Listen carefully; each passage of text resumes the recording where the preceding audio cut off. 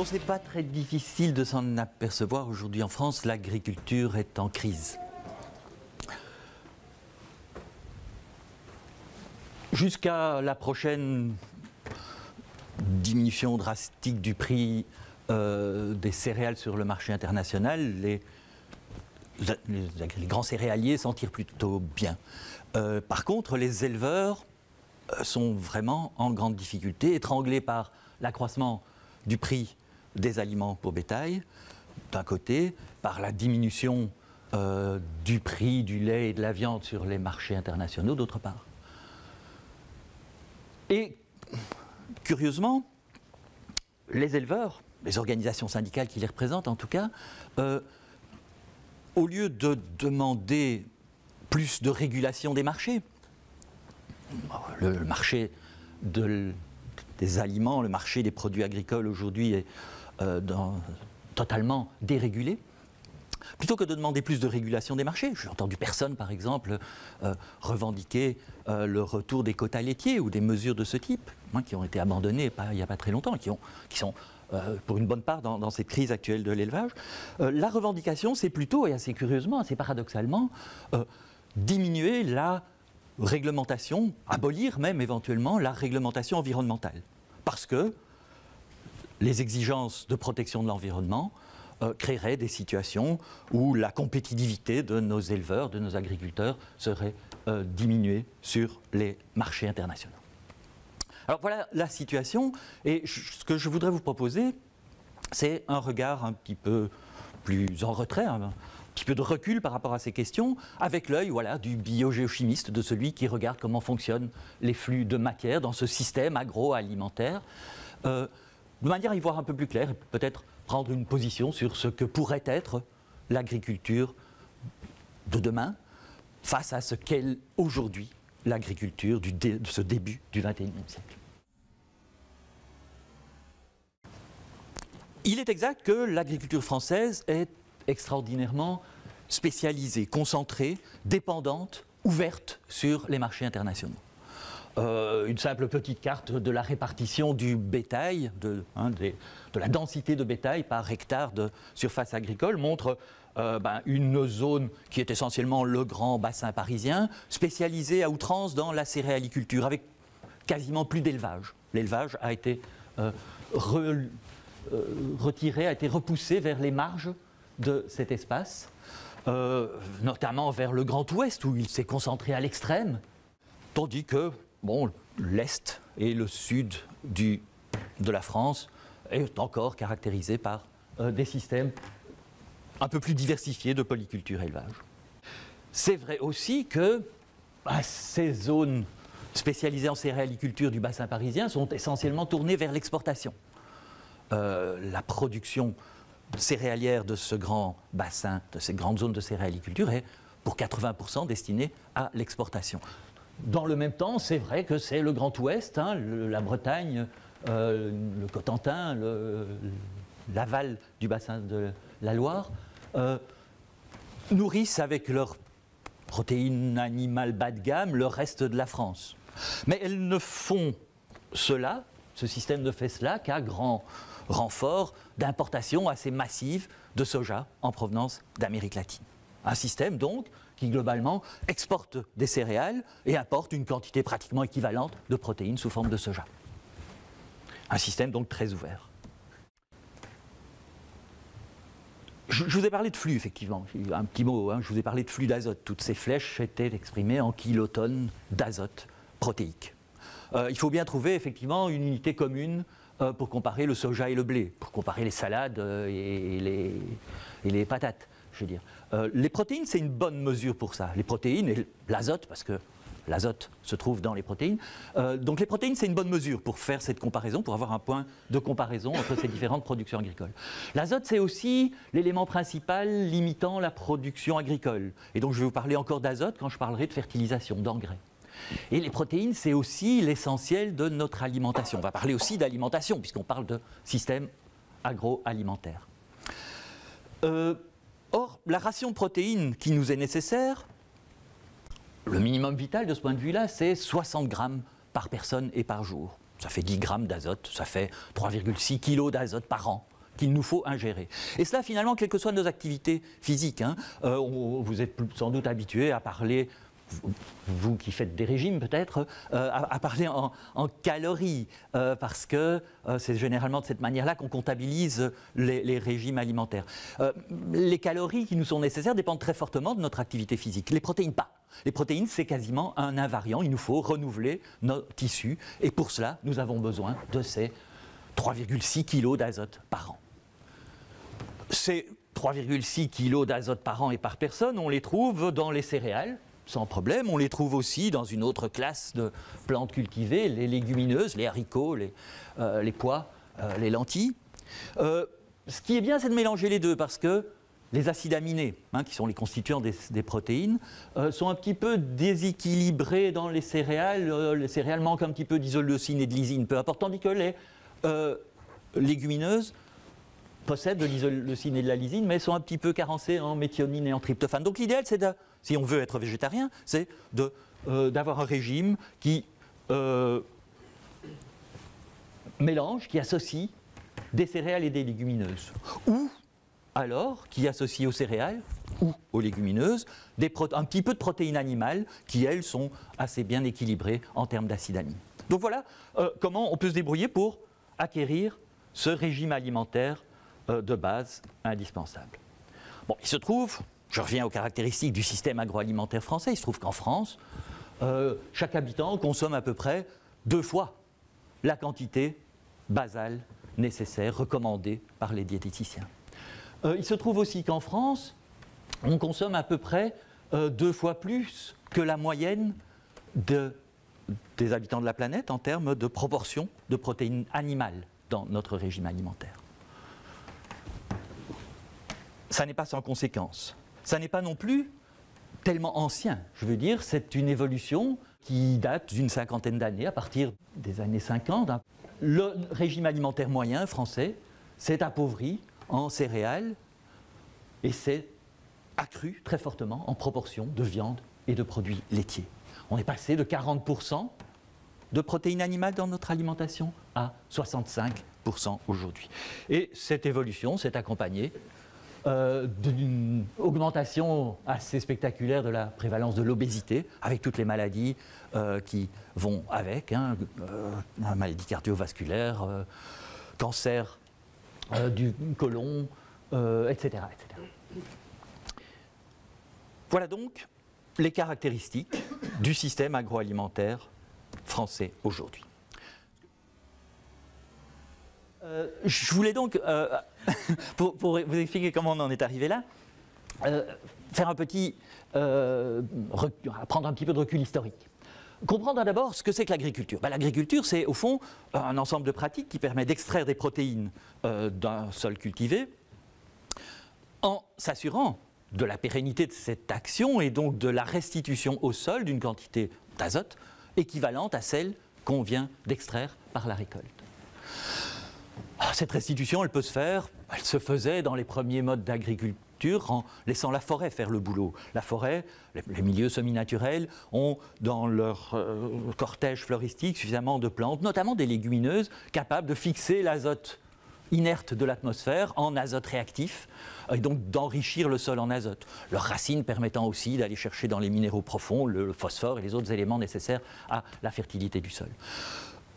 Une forêt, donc, accumule dans son sol des éléments biogènes. En rasant la forêt, en faisant 1, 2, 3 années de culture sur ce sol enrichi, il est possible d'avoir de bons rendements de céréales, ces plantes très exigeantes qui sont incapables de fixer l'azote, qui n'ont pas un système racinaire suffisant pour aller chercher en profondeur des éléments nutritifs. Et donc, couper la forêt, cultiver 2, 3 ans des céréales, et puis laisser la forêt pendant 10, 20 ans reconstituer le stock, c'est un type d'agriculture, un type de restitution au sol de l'azote qui fonctionne très bien, qui fonctionne encore actuellement très bien, tant qu'on n'exagère pas, tant qu'on ne pratique pas ce type d'agriculture avec longue jachère forestière sur des pentes susceptibles d'érosion, etc. Une autre façon d'assurer la restitution au sol, ça peut être la crue d'un grand fleuve. Dans la vallée du Nil, dans les deltas sud-asiatiques, le grand bassin versant avec des milieux semi-naturels perd un petit peu d'éléments fertilisants qui sont charriés par la rivière, qui sont redéposés à la crue sur les terres arables. C'est une autre façon d'assurer cette restitution au sol des apports extraits, des éléments extraits avec la récolte. En Europe occidentale, le système qui dure depuis très longtemps fait faire ce travail de restitution par le bétail et associe donc la culture des céréales et l'élevage. L'élevage qui sert en fait, basiquement, à permettre d'extraire des éléments des milieux semi-naturels qui disposent d'un potentiel de fixation symbiotique de l'azote, et puis de ramener une partie de ces éléments à travers les déjections de ces animaux sur les terres arables. Une partie à cet effet, une partie des terres arables, séparées en 3 sols, est destinée simplement à accueillir le bétail pendant la nuit pour lui permettre de déféquer abondamment tout ce qu'il aura été puisé dans les landes, les prés, voire les forêts même, où il a passé la journée. On peut à ce moment-là, l'année suivante, cultiver une première récolte de blé, une seconde encore peut-être, avant de retourner au cycle où la jachère permet l'enrichissement de la terre. Et ça marche très bien. Ça marche très bien. Une petite ferme typique du XIIe siècle, avec 6 personnes sur 6 hectares, permet de nourrir bien la petite famille et d'exporter même une quantité pratiquement équivalente sur un marché, vers la ville par exemple.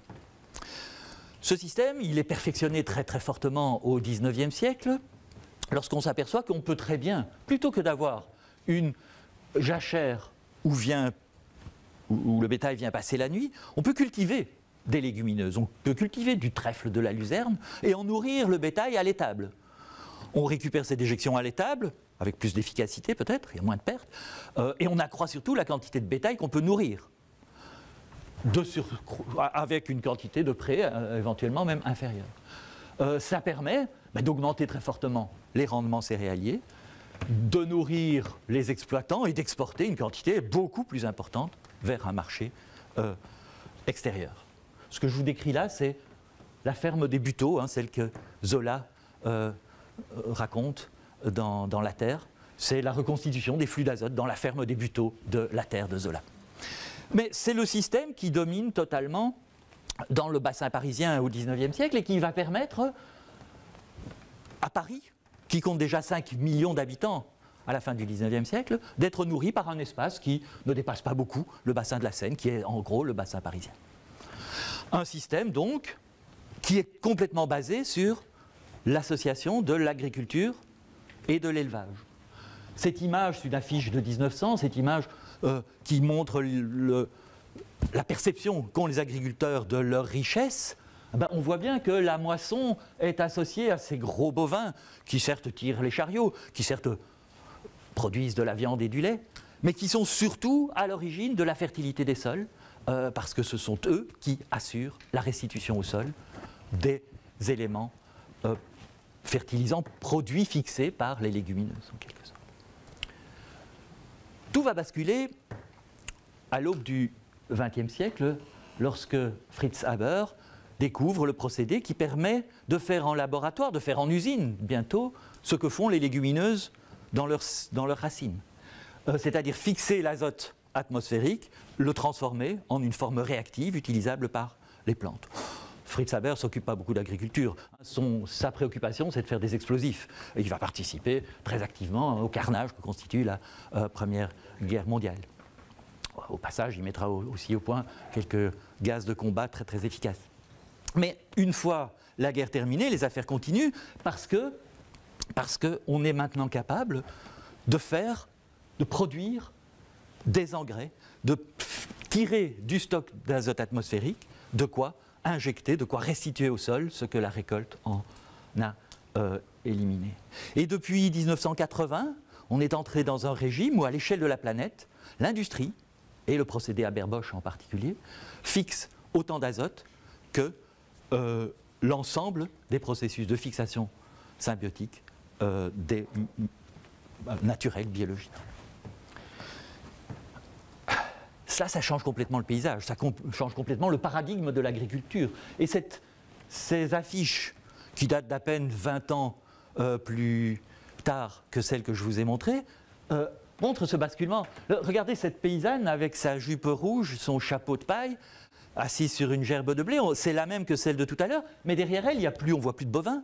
On voit des usines de Saint-Gobain qui produisent de l'azote comme engrais, comme fertilisant, et du coup, l'agriculture, la céréaliculture en tout cas, n'a plus besoin de l'élevage. La céréaliculture est devenue indépendante de l'élevage et peut devenir une agriculture purement chimique, ce qu'elle ne tarde pas à faire. Et aujourd'hui, le bassin parisien est ce système très spécialisé, très ouvert, dont je vous ai montré certains aspects, un système qui importe de l'azote d'origine industrielle, exporte une quantité massive de céréales vers l'extérieur, nourrir la population du bassin parisien, quand bien même elle a doublé par rapport à ce qu'elle était à la fin du XXe siècle, ne représente plus qu'un débouché mineur pour elle. L'essentiel de cette énorme production céréalière est destiné à l'extérieur.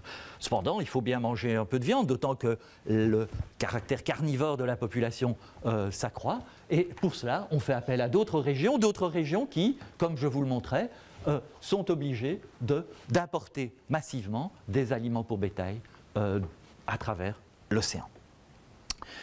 Tout ça s'accompagne évidemment de pertes d'azote considérables, vu la massification des flux qui sont mis en œuvre.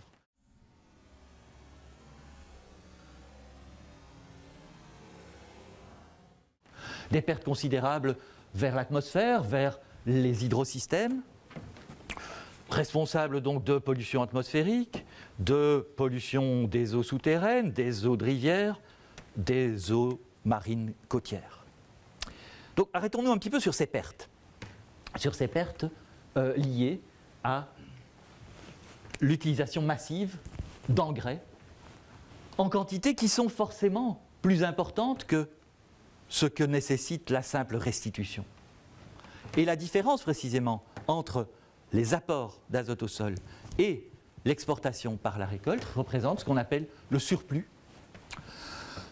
Le surplus qui est finalement la somme de toutes les pollutions atmosphériques et hydrologiques qui résultent de l'activité agricole.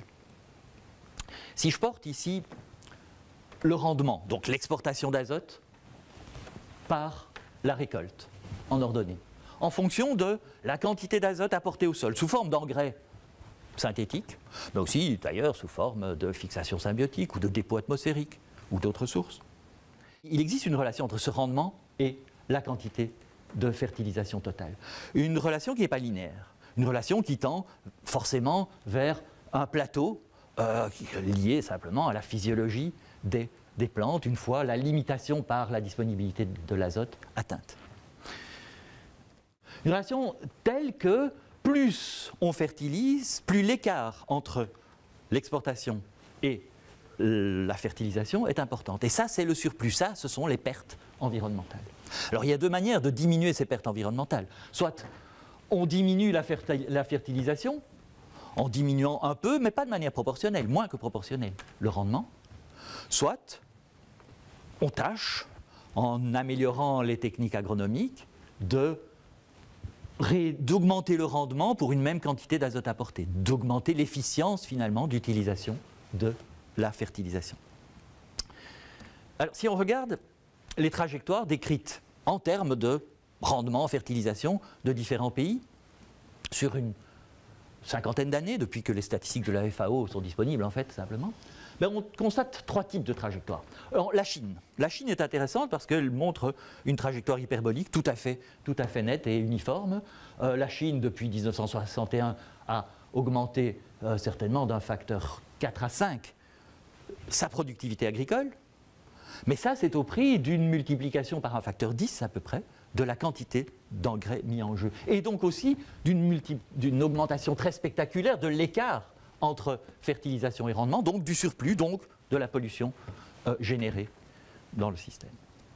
Si on regarde cette même trajectoire pour les États-Unis, on a ce type-là de trajectoire avec, dans les années 80, une inflexion de la courbe qui montre que vers cette époque, un certain nombre de mesures agro-environnementales ou agronomiques tout simplement permettent une meilleure efficience des engrais, ce qui stabilise à peu près la pollution à des niveaux qui restent cependant élevés.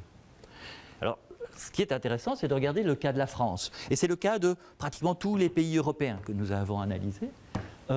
On a aussi cette inflexion dans les années 80, mais avec un retour de la courbe, montrant qu'on arrive à des rendements du même ordre avec moins de fertilisation. Revenons à notre bassin parisien. On a cette même courbe, on voit très bien, et depuis Zola, hein, depuis la ferme des Buteaux, on voit cette même courbe avec ce retournement dans les années 80, accompagné, vous le voyez aussi, d'une diminution du surplus, une diminution de la pollution depuis les années 80. Ça, c'est une bonne nouvelle. Ça, en fait, c'est la démonstration de deux forces antagonistes. Une force que je vais appeler centrifuge, qui va vers plus d'intensification, plus de fertilisation, mais plus de pollution aussi. C'est clairement une politique délibérée depuis la Troisième République, hein, qui s'intensifie après la Deuxième Guerre mondiale, vers plus de rendement à coût de plus d'intrants. C'est aussi, ça va de pair, une libéralisation commerciale et financière du système agroalimentaire, encouragement à l'exportation, politique d'agrandissement de fermes, de spécialisation des exploitations. C'est aussi lié à la transformation, hein, je dirais presque au dévoiement des coopératives agricoles qui, initialement créées pour partager du matériel entre exploitations, sur un mode d'ailleurs extraordinairement démocratique, hein, un homme, une voix, sont devenues en quelques décennies de grandes compagnies internationales qui spéculent sur les matières premières et qui, quelque part, verrouillent complètement le système socio-technique parce que chacun des agriculteurs adhérents est en tenaille entre l'achat des intrants et l'écoulement de ces productions, ce qui rend très difficile tout changement de système dans cette affaire. La grande distribution et son gigantisme, son monopole d'approvisionnement participent aussi de ces forces centrifuges. Mais il y a aussi cette tendance-là qu'il ne faut pas ignorer. Il y a aussi cette tendance centripète dont font partie les réglementations environnementales dont je parlais en commençant, qui visent à limiter le champ de l'augmentation, de l'intensification. Il y a aussi le développement de pratiques alternatives comme l'agriculture biologique ou l'agroécologie. Il y a la recherche citoyenne d'une maîtrise de son alimentation et la mise en place de circuits courts, de contacts directs entre les agriculteurs et les consommateurs, appuyés souvent par des politiques locales, enfin, par des collectivités locales. Bon, il y a ces deux forces en présence, dont la résultante est cette trajectoire un peu bizarre que nous observons, et qui est évidemment source d'espoir. Source d'espoir, sauf que la stabilisation des surplus auxquels ces deux forces, donc l'équilibre de ces deux forces est arrivé, reste totalement excessive par rapport aux objectifs de qualité environnementale. En particulier, le surplus qui serait nécessaire pour que l'eau infiltrée en dessous d'un territoire agricole soit compatible avec les normes simplement de potabilité des eaux souterraines, ce surplus est à peu près la moitié de ce qu'il est en moyenne dans le bassin parisien. Il reste donc du chemin à faire. Il reste du chemin à faire pour stabiliser à un niveau acceptable la qualité d'eau simplement produite par les territoires agricoles. Il reste du chemin à faire qu'on ne peut plus trop attendre de ces réglementations environnementales qu'on regroupe sous le vocable d'agriculture raisonnée. L'agriculture raisonnée, c'est avant tout le fait de calculer la dose d'engrais en fonction de l'objectif de rendement que l'on veut se donner.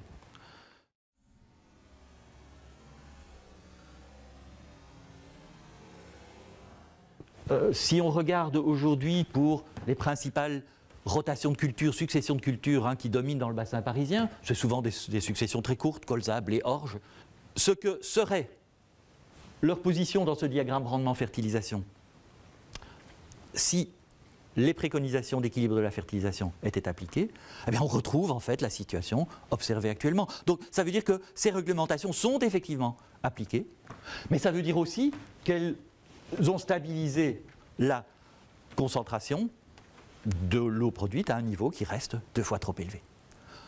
On n'ira donc pas beaucoup plus loin avec l'agriculture raisonnée, même s'il faut saluer le fait que la mise en place de ces réglementations ont permis d'éviter le pire. La courbe aurait très bien pu continuer comme ça. Alors quoi ? Il faut un changement beaucoup plus radical de pratiques agricoles.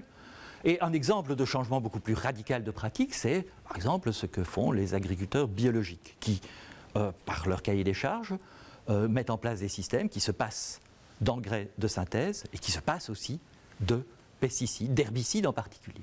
Alors pour réussir ça, il faut deux choses. Il faut d'abord des rotations longues et diversifiées. Longues et diversifiées parce que c'est le seul moyen de ne pas avoir des infestations par des maladies ou par des mauvaises herbes. Généralement, ces rotations commencent par 3 années, 2 ou 3 années de luzerne qui véritablement prennent l'ensemble du sol et en éliminent les mauvaises herbes. Un deuxième avantage de commencer la rotation par ces légumineuses, c'est évidemment la fixation symbiotique d'azote. Elles accumulent dans le sol une quantité d'azote qui va pouvoir servir, après leur retournement, pour la 4e année, à faire pousser des céréales. 2 céréales, généralement, une plante un peu moins exigeante ensuite, puis on revient à une légumineuse, là souvent une légumineuse consommable par l'homme, comme des lentilles, des févroles ou des pois. Et puis on repart avec 2 années de céréales, et puis le cycle recommence. De sorte, avec ce type de rotation, on peut obtenir, alors vous le voyez, des rendements qui sont, même en termes de protéines totales produites, limite supérieures, au moins égaux en tout cas, à ce que produisent les rotations traditionnelles, classiques, conventionnelles, pas traditionnelles, conventionnelles, chimiques en fait, industrielles. Pas donc de problème de rendement avec l'agriculture biologique si on parle en protéines, et c'est ce qui est important. Sauf qu'il y a moins de céréales dans ces productions, et il y a beaucoup de légumineuses fourragères. C'est le point faible de ces systèmes d'agriculture biologique en grande culture, c'est que une part importante de la production est sous forme de produits fourragers, riches en azote, mais que seul le bétail peut valoriser. Alors, dans le bassin parisien, où il n'y a plus une seule tête de bétail, c'est un peu difficile d'écouler ces protéines fourragères. La solution est donc de faire revenir le bétail. J'avais oublié de vous montrer au passage que l'intérêt de ces rotations, c'est aussi de diminuer très fortement les pertes d'azote et donc la contamination, notamment hydrique, de l'environnement.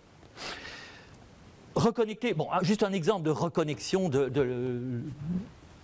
l'élevage avec l'agriculture. Ben, je vais prendre l'exemple de la Brie laitière, une petite région à l'est de Paris, qui en 1955 était célèbre pour son fromage, hein, évidemment. Le Brie de Meaux et le Coulommiers sont célèbres. Typiquement, les systèmes agricoles qui existaient dans cette région étaient de type polyculture-élevage, produisant des productions de type céréalière, mais aussi des productions laitières importantes. On a assaini ces prairies humides qui caractérisaient ce paysage. On a rendu possible la culture céréalière sur ces très bons sols, une fois assainis par drainage. Une fois les rivières recalibrées, on peut cultiver le blé jusqu'au bord même des cours d'eau. Et on a aujourd'hui un système qui ressemble à ça, un système avec des rotations très simples où domine le blé, le maïs et parfois une petite févrole. Un système donc, qui exporte massivement des produits céréaliers, des grandes cultures. Un système qui, au passage, produit à peu près 2 fois plus de pollution hydrique que le système traditionnel. Aujourd'hui, quelques agriculteurs se sont mis à la grande culture biologique, dont je vous ai montré les principes, produisant donc pratiquement autant de rendement exprimé en termes de protéines, sans recours aux engrais de synthèse, mais avec une forte proportion de leur production sous forme de luzerne. Et c'est la raison pour laquelle certains d'entre eux se disent « mais bon sang, cette luzerne que j'ai tant de mal à écouler, que je suis obligé de déshydrater à grand renfort de gaz naturel pour pouvoir l'exporter très loin, cette luzerne, si je la donnais à manger à des vaches, si je refaisais en brie du brie, parce qu'aujourd'hui le brie, même quand il est produit dans une usine à Coulommiers, il est fait avec du lait qui vient de l'Est de la France. Si je refaisais du brie, de brie, avec ma luzerne, je pourrais avoir un système comme ça, qui n'est pas le retour aux années 50, qui est quelque chose de beaucoup plus technique au niveau agronomique, mais qui permet de diversifier complètement le système et de valoriser localement une part importante de la production agricole.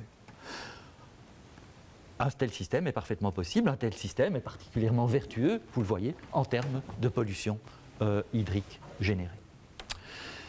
Alors voilà, cet exemple-là, est-ce qu'on peut le généraliser à la France? Est-ce qu'on peut imaginer un scénario de reconnexion de l'agriculture et de l'élevage à l'échelle de tout le territoire français? Tant qu'on est à rebattre toutes les cartes, regardons aussi d'abord, si on reconnecte l'agriculture et l'élevage, comment on pourrait reconnecter la production agricole en général avec la consommation locale. Et donc réinterrogeons-nous un petit peu sur la consommation, donc sur le régime alimentaire, dont je vous disais qu'il était tout de même largement excédentaire. Et donc est-ce qu'on ne peut pas imaginer, plutôt que d'un système où année après année, on augmente la consommation, le gaspillage, et aussi la ingestion, donc les maladies qui vont avec l'obésité, est-ce qu'on ne pourrait pas imaginer un scénario de sobriété? On va appeler ça le régime demi-tarien, un régime qui, d'abord, consomme un petit peu moins d'excédents de protéines que ce qui se passe aujourd'hui, mais réduit aussi très fortement la proportion de protéines animales dans cette ingestion. Réduisons, allez, disons de moitié, la proportion de viande et de lait dans notre régime. Oh, ça donne, c'est pas si drastique que ça revient à peu près aux proportions du régime des années 50, ce qui n'était quand même pas non plus si spartiate que ça. Voilà, avec ce nouveau régime alimentaire plus sobre, la reconnexion de l'agriculture et de l'élevage, et le recours à la fixation symbiotique plutôt qu'aux engrais de synthèse, est-ce qu'il est possible de nourrir la France? Reconnexion, voilà, on va redistribuer le cheptel. Hein. On invente ici, hein, c'est un scénario complètement hypothétique. On redistribue le cheptel. On délaisse un petit peu la Bretagne de ses cochons, on en redistribue en brie et dans les zones de grande culture de manière à avoir cet équilibre entre agriculture et élevage. Et on essaye de viser l'autosuffisance par grande région. Ce n'est pas possible partout. En Île-de-France, il y a beaucoup trop de monde pour que l'Île-de-France elle-même nourrisse les habitants de l'Île-de-France. Il faudra donc encore des transferts interrégions. On n'abolit pas le commerce pour autant. Et la Bretagne, on ne va non plus trop la pénaliser, elle pourra continuer à exporter un peu de produits laitiers, un peu de viande. Mais vous voyez, on redistribue d'une manière beaucoup plus homogène un cheptel, toutefois diminué, puisqu'on a diminué de moitié les besoins de la population. On réajuste alors les systèmes de culture en se passant des engrais de synthèse et en jouant simplement sur l'intercalation de légumineuses dans les rotations qu'on veut longues et diversifiées. Ça a un effet spectaculaire sur les surplus, sur donc le calcul de la pollution générée par l'utilisation des engrais. Voilà ce que ça donne, cette image-là. Une image avec à peu près 5 fois moins, excusez-moi, à peu près 5 fois moins de pertes environnementales d'azote vers l'hydrosystème et vers l'atmosphère. Voilà. C'est donc possible. C'est donc possible. Ça n'implique pas l'arrêt de toute exportation de la France en termes de produits agricoles. C'est parfaitement viable et pas du tout aussi radical que je ne pensais.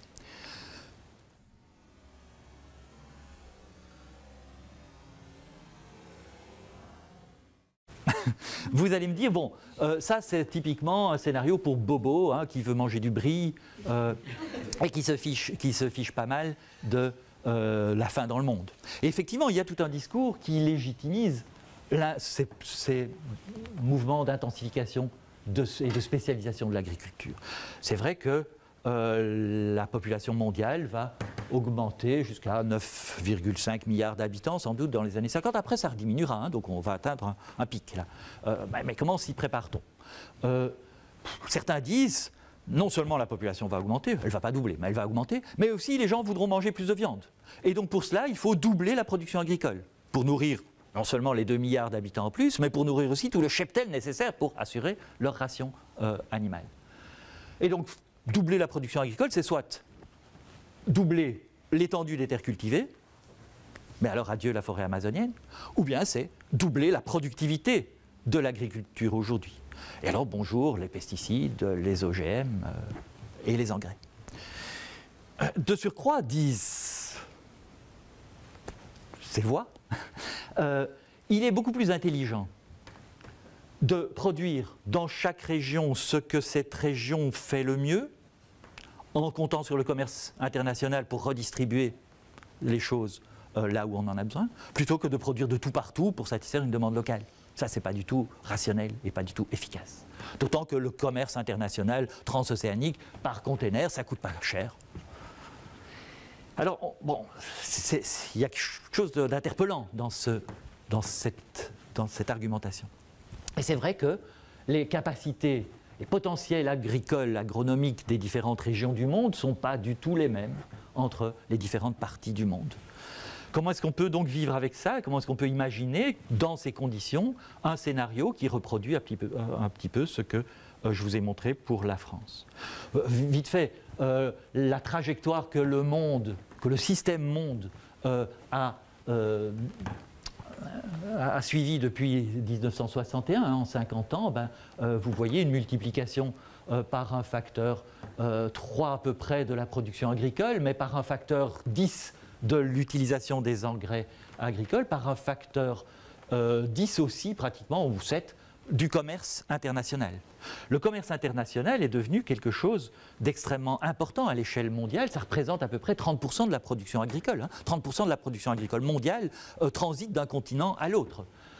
Et actuellement, l'Amérique latine, l'Amérique du Nord nourrissent une bonne part des autres parties du monde. Voilà la trajectoire suivie depuis 1961 en termes de commerce et de pollution, de perte environnementale d'azote. Vous voyez, on a multiplié le commerce par 7, je le disais, mais la pollution aussi par un facteur à peu près 4. Alors quel scénario on peut imaginer? On peut imaginer le scénario économique classique, celui qui prévoit le régime alimentaire en fonction du PIB. Et plus on est riche, plus on mange, et plus on est riche, plus on mange de viande et de lait.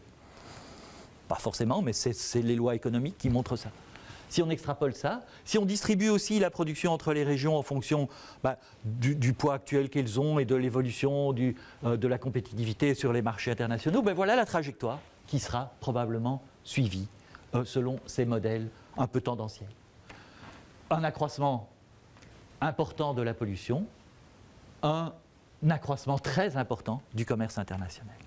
Alors, si on essaye un scénario de reconnexion avec aussi un scénario de sobriété, enfin de sobriété pas pour tout le monde, un scénario, je vais dire, d'équité dans le régime alimentaire. Les pays riches mangeront un petit peu moins de viande et de lait, c'est bon pour leur santé. Les pays pauvres s'aligneront sur une affaire de 40% de protéines animales. C'est le régime équitable qui est partageable par tout le monde. Moyennant cela, on essaye de produire dans chaque région du monde en fonction de ses besoins recalculés de cette manière. En valorisant les ressources purement locales comme l'herbe, on va augmenter le cheptel en fonction des disponibilités en herbe. Au-delà de ça, on passera plutôt à des espèces non ruminantes, en produisant localement le fourrage nécessaire jusqu'à une limite au-delà de laquelle ça génère trop de pollution. À ce moment-là seulement, on bascule sur le commerce international. Eh bien, le résultat d'un tel scénario, recalculé pour les 9 régions du monde qu'on a considérées, permet de montrer que dans ces conditions, on peut nourrir le monde en 2050 avec moins de commerce international qu'aujourd'hui et nettement moins de pollution qu'aujourd'hui.